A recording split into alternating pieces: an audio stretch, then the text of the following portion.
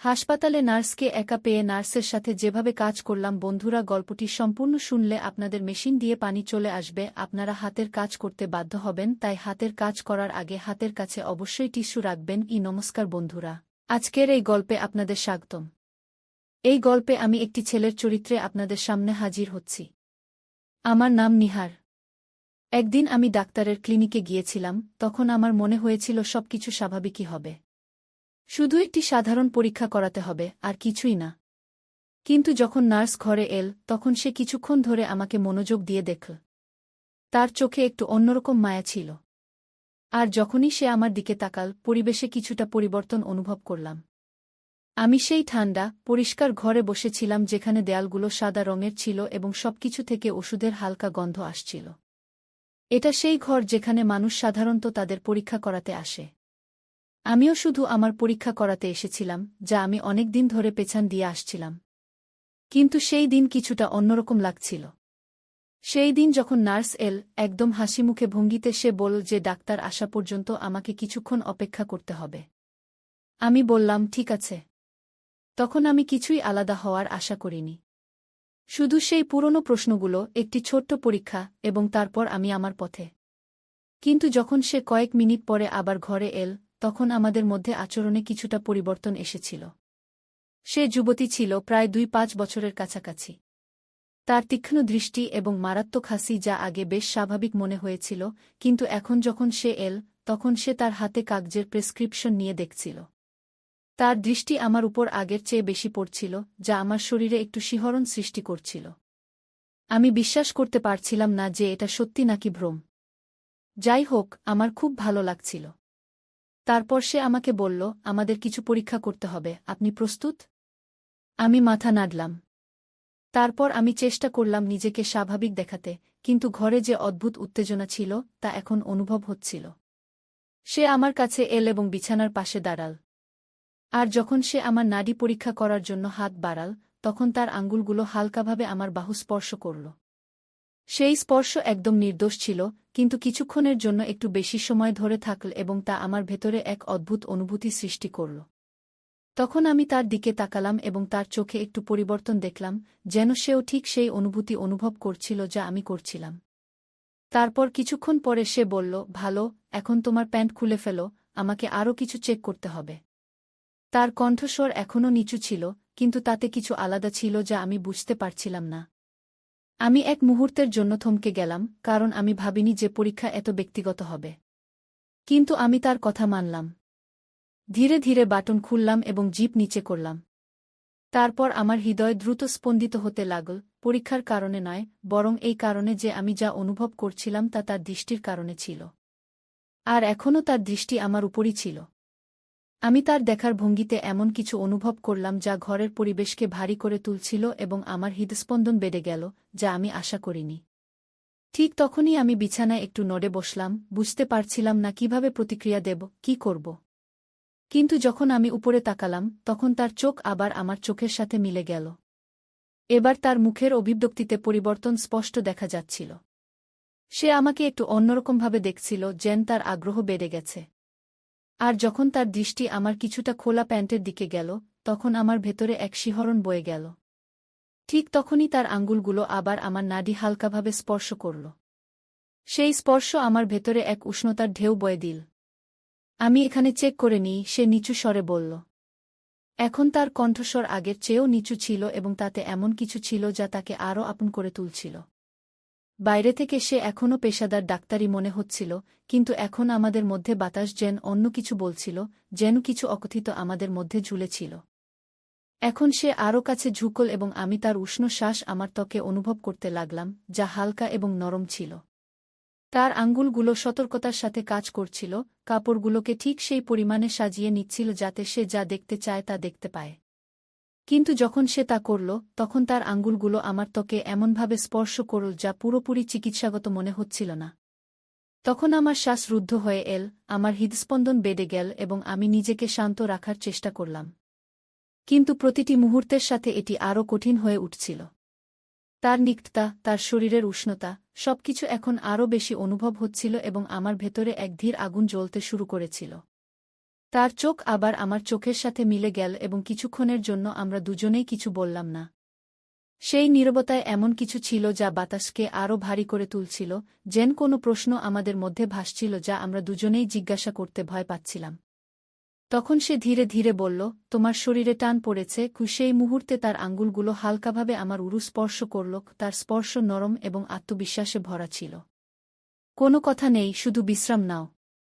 তার কথা যদিও সান্ত্বনাদায়ক ছিল, কিন্তু তার পিছনে এমন কিছু ছিল যা আমার হৃদস্পন্দন আরও বাড়িয়ে দিয়েছিল। আমি মাথা নাড়লাম, কিন্তু বিশ্রাম নেওয়াই এখন শেষ জিনিস ছিল যা আমি করতে পারতাম। কিন্তু তার স্পর্শ এবং তার দৃষ্টিভঙ্গির কারণে আমি আরও বেশি অস্থির হয়ে উঠলাম। ঠিক তখনই তার আঙুলগুলি আবার আমাকে স্পর্শ করতে শুরু করলে আমার ভিতর একটি উষ্ণতা ছড়িয়ে পড়ল, এবং আমি জানতাম যে সে এটি অনুভব করেছে, কারণ সেই মুহূর্তে তার শ্বাস কিছুটা দ্রুত হয়ে গিয়েছিল এবং তার দৃষ্টি আমার অর্ধখোলা ঠোঁটের উপর আটকে গিয়েছিল, যেন সে কিছু বলতে যাচ্ছিল। কিন্তু সে কিছু বলল না। তার হাত এখনও আমার উরুর উপর ছিল, এবং তার আঙুলগুলি আমার ত্বকে হালকা দাগ কাটতে শুরু করেছিল। আমি শুধু পরীক্ষা করছি, সে ফিসফিস করে বলল, যেন সে নিজের সাথে কথা বলছে বা আমার সাথে, তা স্পষ্ট ছিল না। তার হাত ধীরে ধীরে এগিয়ে চলছিল, কিন্তু সতর্কতার সাথে। কিন্তু এখন তার স্পর্শ সম্পূর্ণরূপে চিকিৎসাগত ছিল না। তার হাতের তালুর উষ্ণতা আমার ত্বকে অনুভূত হচ্ছিল, এবং তার আঙুলগুলি হালকাভাবে আমার আন্ডারওয়্যার এর কাপড়ের উপর দিয়ে স্লাইড করছিল। আমি আমার শ্বাস নিয়ন্ত্রণ করতে পারছিলাম না, এবং তখনই আমার একটি হালকা শ্বাস বেরিয়ে গেল। তারপর আমি অনুভব করলাম যে ঘরটি হঠাৎ করে খুব ছোট, খুব কাছাকাছি মনে হচ্ছে, যেন দেয়ালগুলি আমাদের চারপাশে সংকুচিত হচ্ছে। আমার শ্বাস হালকা হয়ে গিয়েছিল, এবং আমি অনুভব করতে পারছিলাম যে আমাদের মধ্যে উত্তেজনা প্রতি মুহূর্তে আরও ঘন হয়ে উঠছে। সে তার হাত সরায়নি, বরং এখন তার স্পর্শ আরও সাহসী হয়ে উঠেছিল। তার আঙুলগুলি আমার আন্ডারওয়্যার এর কোমরবন্ধনী সামঞ্জস্য করছিল, তার প্রতিটি মুভমেন্টে একটি ধীর এবং নির্দিষ্ট ভঙ্গি ছিল। আমি তার দিকে তাকিয়ে রইলাম, আমার দৃষ্টি তার থেকে সরাতে পারছিলাম না। এবং যখন তার দৃষ্টি আবার আমার চোখের সাথে মিলিত হল, তখন সেখানে কোনো সন্দেহ ছিল না। তার চোখে কান্না ছিল। এটি স্বাভাবিক নয়, সে ধীরে ধীরে বলল, যেন নিজেকে বোঝানোর চেষ্টা করছে। কিন্তু তার হাত থামেনি।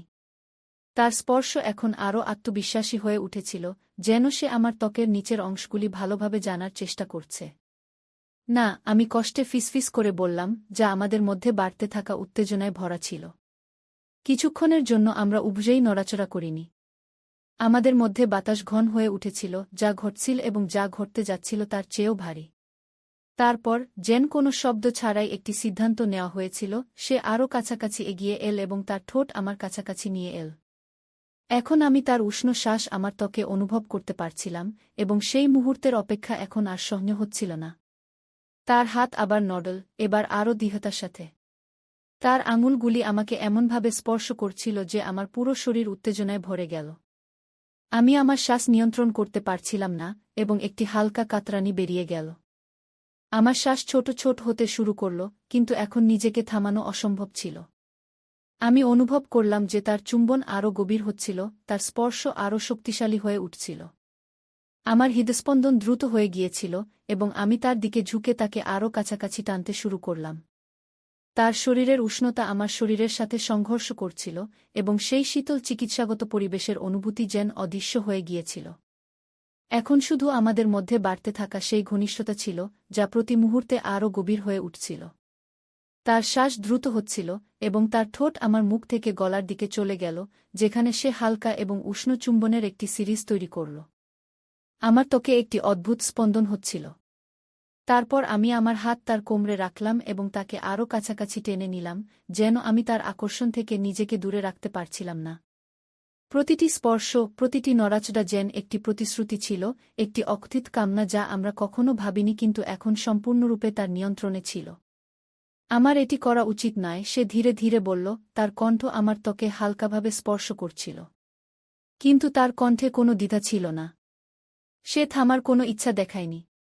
তার কথাগুলি এই মুহূর্তটিকে আরও গভীর করে তুলেছিল, যেন আমরা দুজনেই এমন একটি সীমানা অতিক্রম করছি যেখান থেকে ফিরে আসা সম্ভব নয়। এবং এখন আমি নিজেকে থামাতে পারছিলাম না। তার হাত ধীরে ধীরে নিচের দিকে এগিয়ে চল, এবং যখন সে আমাকে স্পর্শ করল, তার স্পর্শ নরম এবং গভীর ছিল, যা থেকে আমার মুখ থেকে একটি হালকা শ্বাস বেরিয়ে গেল। আমার শরীরের প্রতিটি অংশ যেন জেগে উঠেছিল এবং তার আঙুলগুলি আমাকে এমন আনন্দে ভরে দিয়েছিল যা আমি সহ্য করতে পারছিলাম না। তার আঙুলগুলি আমার শরীরের উপর ধীরে এবং চিন্তাভাবনা করে দাগ কাটছিল, যেন আমাকে উত্ত্যক্ত করছে, আমাকে পরীক্ষা করছে। অপেক্ষা অসহনীয় হয়ে উঠেছিল। প্রতিটি মুহূর্ত যেন টেনে নিচ্ছিল এবং আমি আমাদের মধ্যে বাড়তে থাকা উত্তেজনা অনুভব করতে পারছিলাম। তুমি এটিকে থামানো কঠিন করে তুলছ, আমি ধীরে এবং স্বাভাবিক কণ্ঠে বললাম, আমার শব্দগুলি কষ্টে বেরিয়ে আসছিল। আমি তার হাসি আমার গলায় তার নিঃশ্বাসের উষ্ণতা অনুভব করছিলাম, যা নরম এবং গরম ছিল, এবং সে এখনও আমার ত্বককে গভীরভাবে পর্যবেক্ষণ করছিল। আমি এখন থামার চেষ্টা করছিলাম না। তার ফিসফিসানোর কোনো উপায় ছিল না, শুধু এগিয়ে যাওয়া, সেই আকাঙ্ক্ষায় ডুবে যাওয়া যা আমাদের দুজনকে আটকে ফেলেছিল। তখন আবার তার আঙুলগুলি আমার আন্ডারোজারের কোমরবন্ধে এসে থেমে গেল, যেন সে কোনো সংকেতের অপেক্ষায় আছে। তার চোখে সেই কাঁচা আকাঙ্ক্ষা ছিল যা আমার শরীরে ছুটে বেড়াচ্ছিল। আমি মাথা নেড়ে তাকে জানিয়ে দিলাম যে এটা ঠিক আছে, যে আমিও ঠিক ততটাই চাই যতটা সে চাইছিল। যেই তার আঙুলগুলি নিচে নামল এবং সে আমাকে স্পর্শ করল, আমার শরীরে বিদ্যুতের মতো একটি তরঙ্গ ছুটে গেল এবং আমার সমস্ত শরীর তার স্পর্শের প্রতি প্রতিক্রিয়া জানাতে শুরু করল। আমার নিঃশ্বাস আটকে গেল এবং আমি নিশ্চিত ছিলাম যে সে এটা অনুভব করেছে। তার আঙুলের আত্মবিশ্বাস আমার হুঁশ উড়িয়ে দিয়েছিল। তার প্রতিটি চলন চিন্তাভাবনা করে করা হয়েছিল এবং সে আমার শরীরে সুখের তরঙ্গ ভরে দিয়েছিল। আমার হাত তার কোমরে শক্ত হয়ে লেগে গেল এবং আমি তাকে আরও কাছে টেনে নিলাম। এখন নিজেকে তার স্পর্শ থেকে বাঁচানো অসম্ভব ছিল। আমাদের মধ্যে বাতাস অপেক্ষায় ভারী হয়ে গিয়েছিল। প্রতিটি নিঃশ্বাস গভীর হচ্ছিল এবং প্রতিটি মুহূর্ত আমাদের উপর সেই কাজের বোঝা চাপিয়ে দিচ্ছিল যা আমরা করছিলাম। আমি তার নাড়ি আমার আঙুলের নিচে অনুভব করতে পারছিলাম, যা আমার নিজের হৃদস্পন্দনের মতো দ্রুত স্পন্দিত হচ্ছিল। যেন আমাদের মধ্যে তীব্রতা প্রতি মুহূর্তে বাড়ছিল। তুমি এসব করে আমাকে পাগল করে দিচ্ছ, আমি কর্কশ কণ্ঠে বললাম। কিন্তু সে শুধু হাসল। তার ঠোঁট আমার কানে হালকা করে স্পর্শ করল এবং তার আঙুলগুলি ধীরে ধীরে একটি তালে চলতে থাকল। সে ভালোই জানত সে কি করছে এবং আমার মাথায় শুধু তারই অনুভূতি ছিল। তার হাতের স্পর্শ এবং তার শরীরের আমার সাথে ঘর্ষণ। এটা ভালো, সে হেসে ফিসফিস করল। তার কণ্ঠে যে আনন্দ ছিল তা স্পষ্ট শোনা যাচ্ছিল, যেন সে আমার প্রতিক্রিয়ায় অত্যন্ত সন্তুষ্ট। তার ঠোঁট আবার আমার ঠোঁটে এল, একটি গভীর, উত্তপ্ত চুম্বন নিয়ে যা আমাকে নিঃশ্বাসহীন করে দিল। আমার সমস্ত শরীর সেই তীব্রতায় কাঁপছিল। আমার মনে হচ্ছিল আমি নিজের উপর নিয়ন্ত্রণ হারাচ্ছি। সেই ধীর, স্থির জ্বালা এখন আরও বাড়ছিল, কিছু এত জোরালো যে আমি তা থামাতে পারছিলাম না। প্রতিটি স্পর্শ, প্রতিটি চুম্বন আমাকে কিনারার দিকে ঠেলে দিচ্ছিল এবং আমি অনুভব করছিলাম যে সেও এটা বুঝতে পেরেছে। তার আঙুলগুলি এখন আরও দ্রুত চলতে শুরু করল। তার শরীর আমার সাথে আরও শক্ত করে লেগে গেল এবং আমি জানতাম যে আমরা দুজনই এই মুহূর্তে একে অপরের মধ্যে হারিয়ে গেছি। তার আঙুলের তীব্রতা, তার ঠোঁটের আমার ত্বকে ঘুরে বেড়ানো, তার নিঃশ্বাসের নরম শব্দ, এসব কিছুই অনেক বেশি হচ্ছিল। আমার শরীর সম্পূর্ণভাবে তার স্পর্শের কাছে আত্মসমর্পণ করেছিল, সেই তীব্রতা এবং সেই অকথ্য ইচ্ছার কাছে যা আমাদের দুজনকে তার কবজায় নিয়ে গিয়েছিল। আমি অনুভব করতে পারছিলাম যে আমার ভেতরের টানের রশি এখন খুব শক্ত হয়ে গেছে, ভেঙে পড়ার জন্য প্রস্তুত, এবং আমি খুব কাছাকাছি ছিলাম। তখন সে আমার কানের কাছে এল। তার কণ্ঠ ফিসফিস করছিল, ছেড়ে দাও, আমি এটা অনুভব করতে চাই কি। তার এই শব্দই যথেষ্ট ছিল এবং একটি হালকা কাতরতার সাথে আমি নিজেকে সম্পূর্ণভাবে সেই মুহূর্তে হারিয়ে যেতে দিলাম। আমার ভেতরের সমস্ত টান এক ঝটকায় ভেঙে গেল এবং সুখের তরঙ্গ আমার উপর দিয়ে উথলে পড়ল। আমার সমস্ত শরীর কাঁপছিল, প্রতিটি পেশি শক্ত হয়ে গিয়েছিল এবং আমি সম্পূর্ণভাবে সেই তীব্রতাকে আমার উপর আধিপত্য বিস্তার করতে দিলাম। আমার নিঃশ্বাস দ্রুত এবং অনিয়মিত হয়ে গিয়েছিল, যেন সেই অনুভূতি আমাকে সম্পূর্ণভাবে ঘিরে ফেলেছে। সে আমাকে তার কাছাকাছি শক্ত করে ধরে রেখেছিল। তার আঙুলগুলি এখনও হালকা করে চলছিল, আমাকে ধীরে ধীরে এই সুখদ অনুভূতি থেকে বের করে আনছিল। তার ঠোঁট আমার গলা, গাল এবং ঠোঁটে নরম চুম্বন দিচ্ছিল।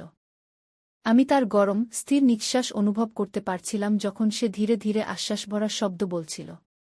তার শরীর আমার সাথে শক্ত করে লেগেছিল, যেন আমরা দুজন একে অপরের মধ্যে মিশে গেছি। সেই মুহূর্তের পরে ঘরে একটি অদ্ভুত নিস্তব্ধতা ছিল।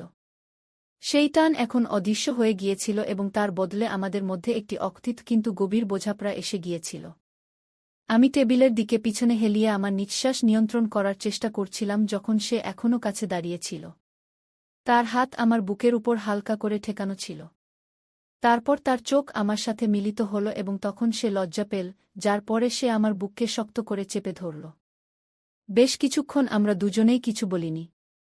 আমাদের মধ্যে নিস্তব্ধতা এখন শান্তিতে ভরা ছিল, সেই গুরুভার অনুভূতিতে যা আমরা এইমাত্র একে অপরের সাথে ভাগ করেছি।